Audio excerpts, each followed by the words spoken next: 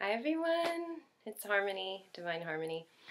I am recording a video because today Mars station's retrograde, and I have not written the blog about it yet. And it's interesting. I'm going through my transiting Neptune square Neptune, which is one of the midlife crisis transits, and I'm Pisces rising, and I have Neptune on the midheaven, and I'm very Neptunian, and so it's been interesting because I'm very, I can be very mental, I have a lot of intelligence, but also I can be like up in the head a little bit, and so part of my just personal spiritual practice has been more and more grounding and embodiment and dropping from the head more into the heart, into the womb, into my feet even. I had a whole initiation at Stonehenge where my feet chakras got activated. It was really interesting and powerful. Anyhow, and in part of this process, I as a writer, when I'm on my computer and I'm writing, I am very in my head. And I find that when I do audio or when I do video, I can be in a different just streaming energy where I'm not in my head as much.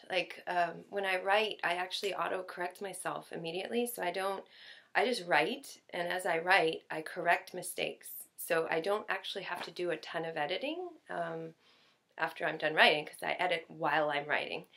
And that keeps me in my head. So I'm exploring other avenues of doing what I love and opening up the channeling energy in a different way. So anyhow, trying out videos. And I think I posted one earlier. Actually, I can't remember. Sorry, the Neptune transit is making me spacey too. It's been really interesting. Anyhow, I'm just going with it. So today, Mars station's retrograde, and I decided I want to just make a video about this and talk to you about what it means. If you're familiar with my work, I've been writing about this in the weekly forecasts, in the monthly lunar gate calls, and the horoscopes, because we've actually been in the front end shadow of Mars retrograde since May 12th. So when a planet goes retrograde, it appears to slow down, come to a standstill in the sky, and then it goes backwards. And this is from our perspective on Earth. If you actually fly out to the sun, planets are not going backwards, but it's our perspective. And we had him enter the first part of all the degrees he goes over, total 3 times, began May 12th. So we've been in the front end shadow of Mars retrograde since then. And today, he stations retrograde. It's I think 9:53 p.m. Oh, no, sorry, that's the full moon. I think it's 2:04 p.m. California time, so 10:04. I think I got the time right. London time, England time.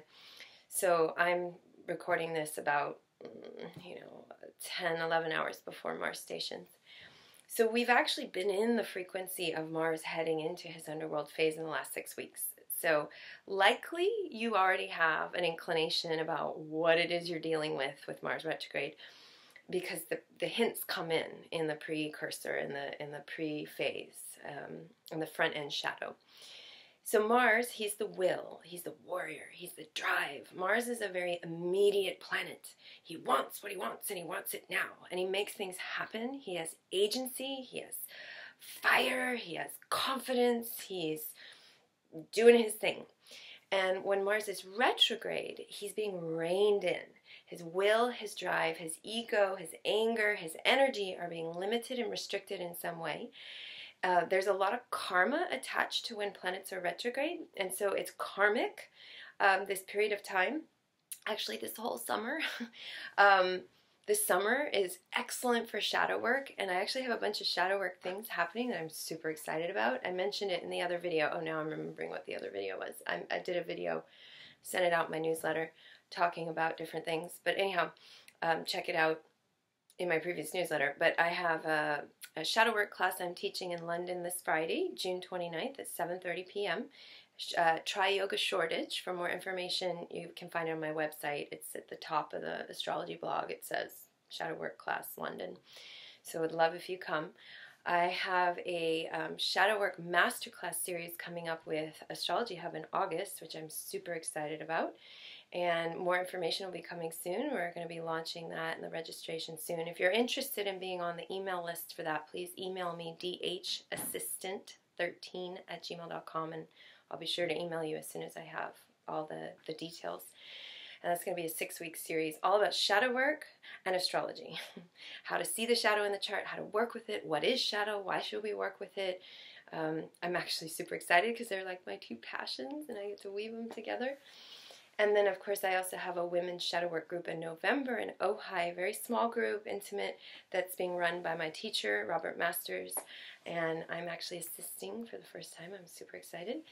And if you're interested in that, please email me. It's a 5-day deep dive, women-only, amazing work. I don't even know how to describe how amazing this work is, so email me for more info. Anyhow, this summer is excellent for shadow work because we've got Mars retrograde, we've got a triple eclipse portal coming up, 3 eclipses. Usually there's 2, sometimes there's 3. We got 3 plus Mars retrograde. So deep stuff coming up, right? Triggers, intensity, opportunities for shadow work. And so excellent time to be diving into the deep end of the pool. So Mars, is limited, restricted, reined in. It's a time to deal with the past, deal with the karma of the past, deal with what we've initiated, what we've set into motion, what needs to be completed, what needs to be addressed. Not a time to start new things, new relationships, new businesses, new anything, because there's karma attached. And so we really need to be aware of that. The problem is Mars wants what he wants, and he wants it now. And when he's retrograde, he's being restricted, but he doesn't want to. So there can be a lot of irritation and frustration, and there can be, this sense of, I don't want to be limited, I don't want to be reined in, and we can kind of balk against that. Each of us has our different relationship to Mars. Some of us are aggressive and angry and combative and reactive, and so we need to learn to step back, take 10 conscious breaths, pause, reboot, really come into a deeper space so that we respond rather than react. Others of us, we stuff our anger. We stuff it, we sweep it under the carpet, we don't want to face it, we don't want to deal with it.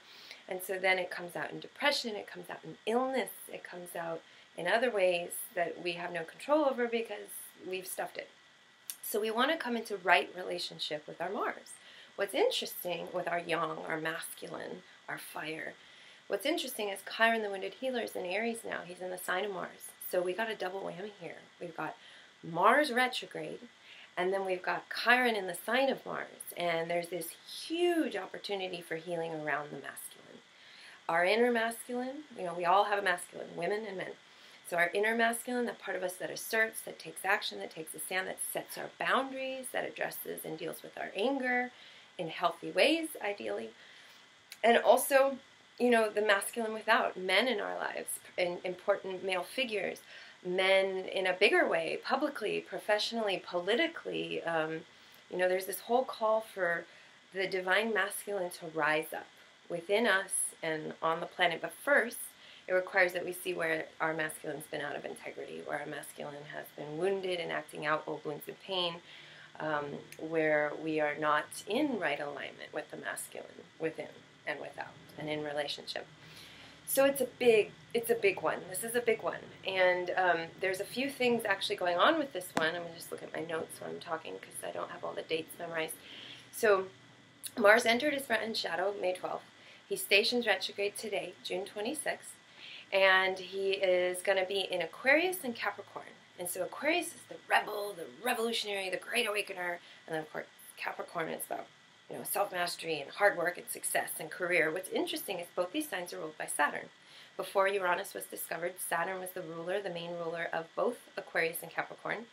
Now Aquarius has Uranus as main ruler or contemporary ruler, and then Saturn as ancient ruler.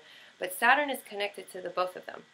And Saturn, positively is about self-mastery, it's about integrity, it's about hard work, showing up to do the work.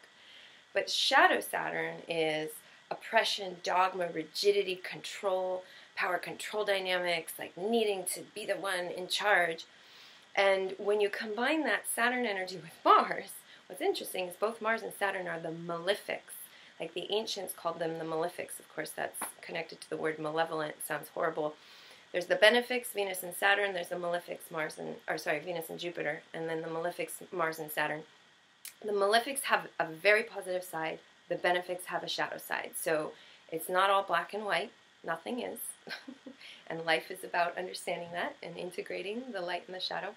So we've got the malefics involved here. Mars retrograde in the signs of Saturn. And so, lots of heavier energy that can come up and out, you know, facing our relationship to our shadow side, to our relationship to power and control. You know, are we dogmatic? Are we rigid? Are we controlling? Or are we the other side of the spectrum? Are we running away from responsibility, accountability, growing up? You know, that shadow Aquarius. Aquarius just wants change and wants it now, and does not like being bound, does not like being told what to do. And then add in Mars, and he's already super independent and doesn't want to be told what to do either. So we got Mars retrograde in Aquarius and Capricorn. We also have him aligning with the karmic south node 3 times, and we just had the first one on June 13th, and then the next 2 are July 18th, and then where is the other one? Mars south node. I'm not seeing it. Oh, no, it's after he goes direct. He goes direct again, August 27th, and then Mars south node for the 3rd and final time will be September 22nd. So this amplifies the karmic energy. I mean, already it's potent because it's Mars, and he doesn't want to be, you know, going backwards. And he's in Saturn-ruled signs, so there's, you know, already Saturn's the lord of karma and the father of time. And we've got him on the karmic south node. So the tendencies to overdo the Mars energy are going to be exacerbated. You know, people are going to be reactive. Their hot buttons are going to be easily pushed. There's going to be a lot of in-the-moment energy that's not super masterful. That's going to be the default. The karmic south node is the default. It's what's easy. It's what we've always done, but it's also where we get stuck. It's like the karmic patterns we keep repeating over and over and over again ad nausea, and we have a hard time stepping out of those patterns. So where this Mars retrograde is for you, and particularly where Aquarius is because of the south node conjunctions, the 3 of them, huge energy this summer, huge focus for shadow work. And of course you can listen to the weekly horoscopes, you can listen to the lunar horoscopes. I talk about this extensively. The triple eclipse portal, we've got the first eclipse July 12th, solar eclipse in Cancer partial, opposite Pluto, and then we have a total lunar eclipse on July 27th, and this one's potent. It's in Aquarius. It's at 444 Aquarius. I love numerology.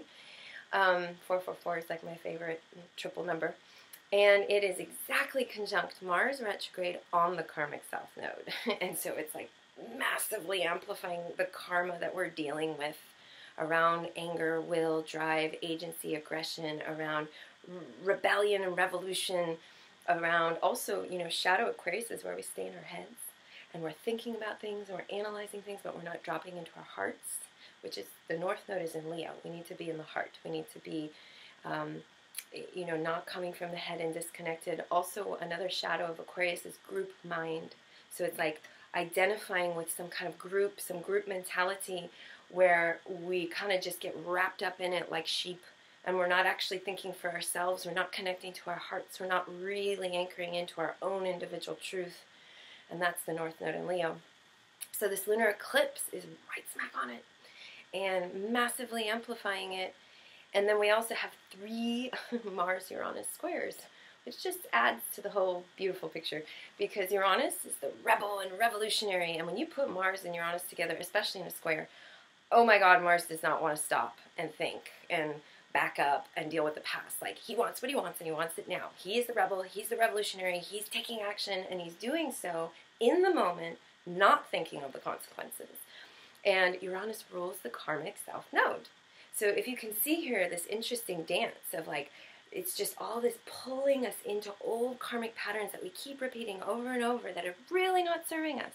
And the call is to grow and to evolve and to shift into whole new frequencies, but it's not going to be easy.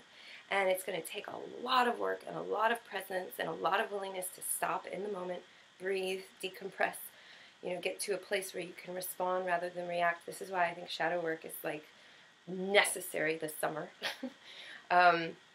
And because that's what shadow work's all about. You know, it's about seeing your reactions and seeing what's going on inside and what's being triggered and working with it consciously.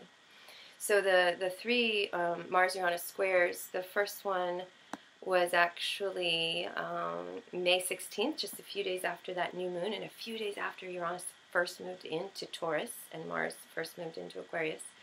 And then the next one will be August 1st, and then the final one will be September 18th.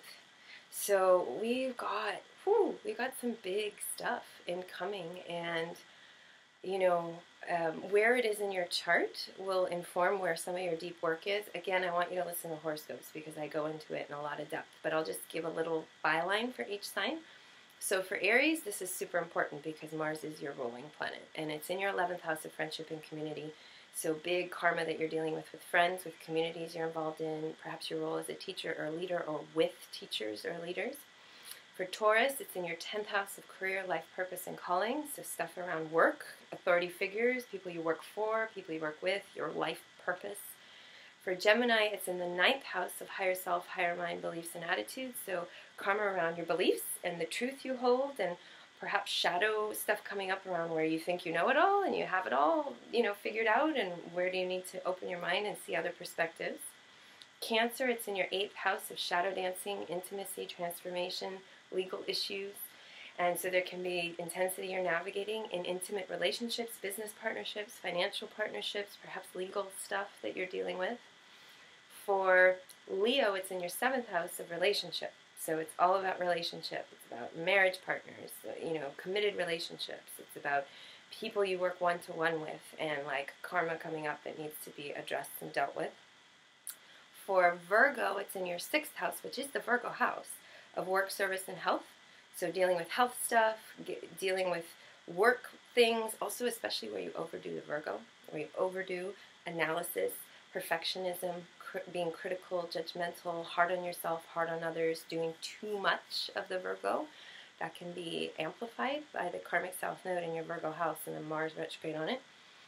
Libra, this is in your 5th house of romance, creativity, and self-expression. What's interesting about that is Mars actually rules your 7th house of relationships. So you have 5th and 7th both being, activated by this station. And that's all about relationship. It's about partnership, romance, connection with others. There can be some big things you're navigating in partnerships in your life. For Scorpio, it's in your 4th house of home, family, roots, and foundation. And so stuff going on with home, with family, with people you live with your parents, with your siblings, stuff coming up from childhood. Great time to be in therapy. Actually, it's a great time to be in therapy for everybody, but, 4th house is bringing up deep stuff from the past. Sag, it's in your 3rd house of communication, so really learning how to communicate in a whole new way that's not like my way or the highway, I'm right, you're wrong, listen.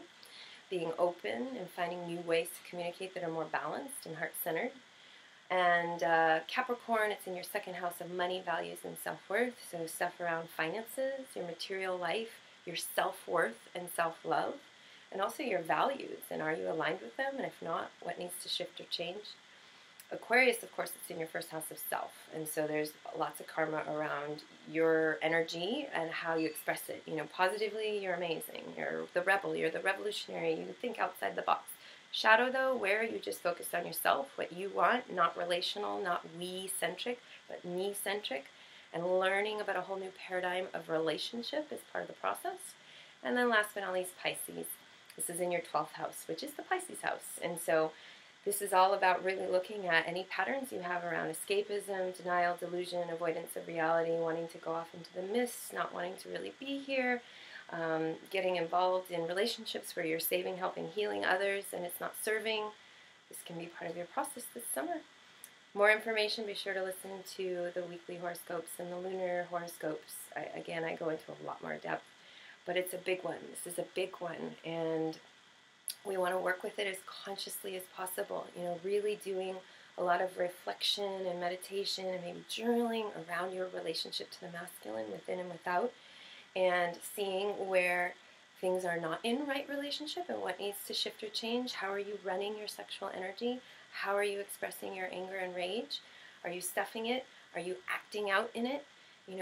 Where is the integrity missing, and what needs to heal, what needs to be gotten into and really worked with from a very deep place? This is something to be contemplating this summer. So many blessings. Sending you love from Avalon. Bye.